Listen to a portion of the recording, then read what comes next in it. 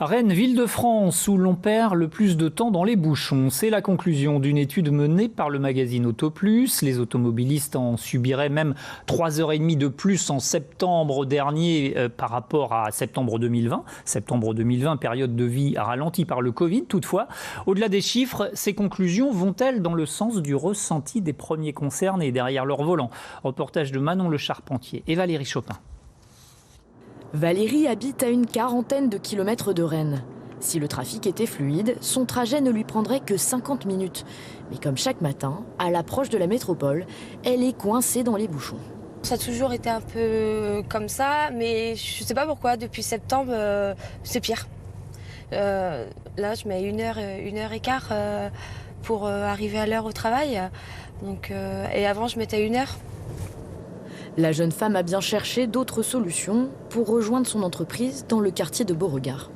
J'ai essayé le bus, c'est pas mal, mais au niveau de mes horaires, c'est un peu compliqué, c'est pas les mêmes horaires. Donc en gros, je suis obligée de partir à 6h30 pour rentrer chez moi à 19h30. Donc ça fait des sacrées journées. Ce matin-là, Valérie aura passé 40 minutes dans les bouchons. Alors la métropole rennaise est-elle vraiment plus embouteillée qu'avant la crise Covid ? Sur ces écrans, les opérateurs de la direction interdépartementale des routes de l'Ouest observent en temps réel la circulation de la rocade et des axes périphériques. Et ils confirment l'impression des automobilistes.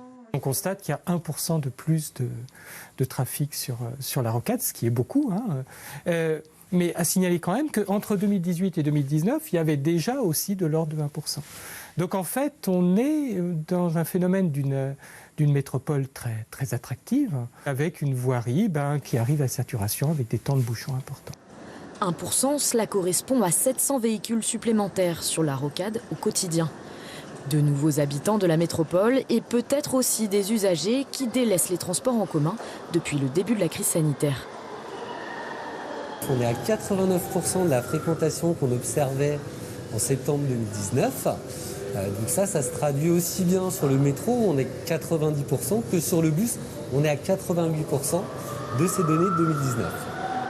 L'ouverture de la deuxième ligne du métro devrait permettre d'assurer 100 000 trajets quotidiens supplémentaires l'an prochain et de nouvelles offres de transport devraient aussi voir le jour en périphérie de Rennes. On est en train d'étudier la création de 5 lignes de trambus avec autant de parkings relais aux extrémités de ces lignes de trambus. Et là, on parle bien de parking relais sur la première couronne. Mais aujourd'hui, effectivement, il nous faut entre 5 à 8 ans pour réaliser ces lignes de trambus. Là, ça ne se fait pas dans l'immédiat. Sur la rocade, des travaux à hauteur de 25 millions d'euros vont être engagés, avec entre autres un système de feux tricolores pour réguler le trafic.